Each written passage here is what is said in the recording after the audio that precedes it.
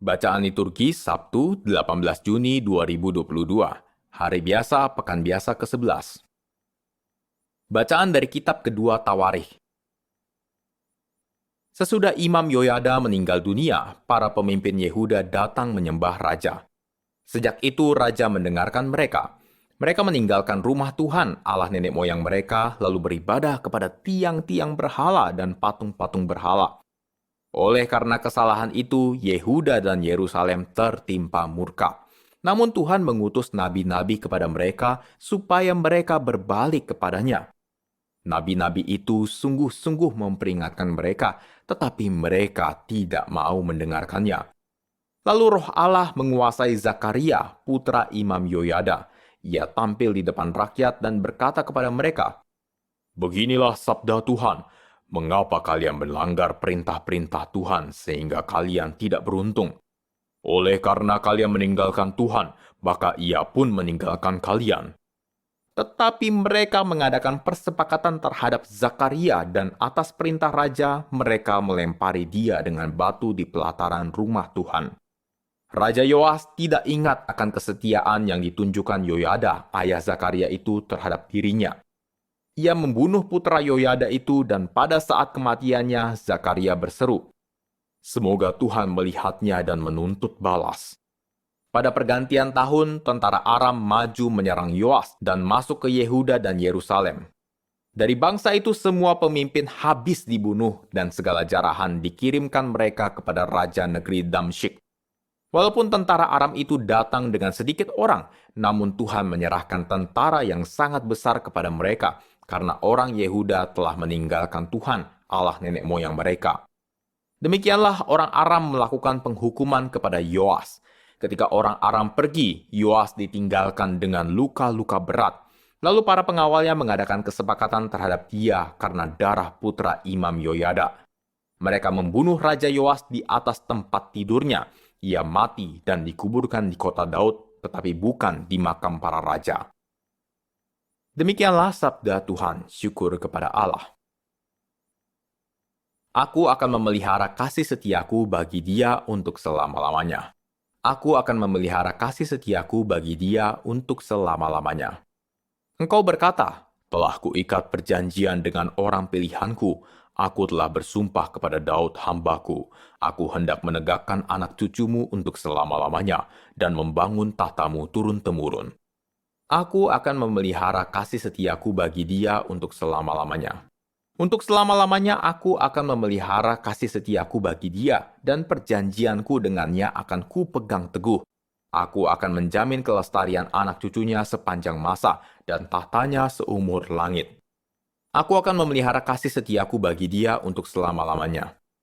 Jika anak-anaknya meninggalkan Tauratku dan mereka tidak hidup menurut hukumku, jika ketetapanku mereka langgar dan perintah-perintahku tidak mereka patuhi, aku akan memelihara kasih setiaku bagi dia untuk selama-lamanya. Maka akan kubalas pelanggaran mereka dengan gada dan kesalahan mereka dengan pukulan-pukulan, tetapi kasih setiaku tidak akan kujauhkan daripadanya, dan aku tidak akan berlaku curang dalam hal kesetiaan. Aku akan memelihara kasih setiaku bagi dia untuk selama-lamanya.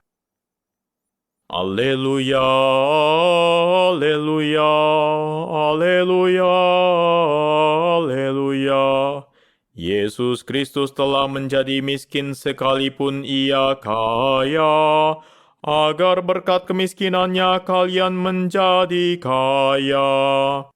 Alleluia, alleluia, alleluia, alleluia. Alleluia, alleluia, alleluia, alleluia. Inilah Injil Suci menurut Matius, dimuliakanlah Tuhan. Dalam khotbah di bukit berkatalah Yesus, "Tak seorang pun dapat mengabdi kepada dua tuan, karena jika demikian ia akan membenci yang seorang dan mengasihi yang lain. Atau ia akan setia kepada yang seorang dan tidak mengindahkan yang lain. Kalian tidak dapat mengabdi kepada Allah dan kepada Mammon. Karena itu aku berkata kepadamu, janganlah khawatir akan hidupmu, apa yang hendak kalian makan atau minum, dan janganlah khawatir pula akan tubuhmu, apa yang hendak kalian pakai. Bukankah hidup itu lebih penting daripada makanan, dan tubuh itu lebih penting daripada pakaian? Pandanglah burung-burung di langit yang tidak menabur dan tidak menuai, dan tidak mengumpulkan bekal dalam lumbung, toh diberi makan oleh Bapamu yang di surga. Bukankah kalian jauh melebihi burung-burung itu? Siapakah di antara kalian yang karena kekhawatirannya dapat menambahkan sehasta saja pada jalan hidupnya? Dan mengapa kamu khawatir akan pakaian? Perhatikanlah bunga bakung di ladang yang tumbuh tanpa bekerja dan tanpa memintal. Namun aku berkata kepadamu, Salomo dalam segala kemegahannya pun tidak berpakaian seindah salah satu dari bunga itu. Jadi, jika demikian, Allah mendandani rumput di ladang yang hari ini ada dan besok dibuang ke dalam api. Tidakkah Ia akan terlebih lagi mendandani kalian, hai orang yang kurang percaya? Maka janganlah kamu khawatir dan berkata, apakah yang akan kami makan? Apakah yang akan kami minum? Apakah yang akan kami pakai? Semua itu dicari bangsa-bangsa yang tidak mengenal Allah. Akan tetapi Bapamu yang di surga tahu bahwa kalian memerlukan semuanya itu. Maka carilah dahulu kerajaan Allah dan kebenarannya, maka semuanya itu akan ditambahkan kepadamu. Sebab itu janganlah kamu khawatir akan hari esok, karena hari esok mempunyai kesusahannya sendiri. Kesusahan sehari cukuplah untuk sehari. Demikianlah sabda Tuhan, terpujilah Kristus.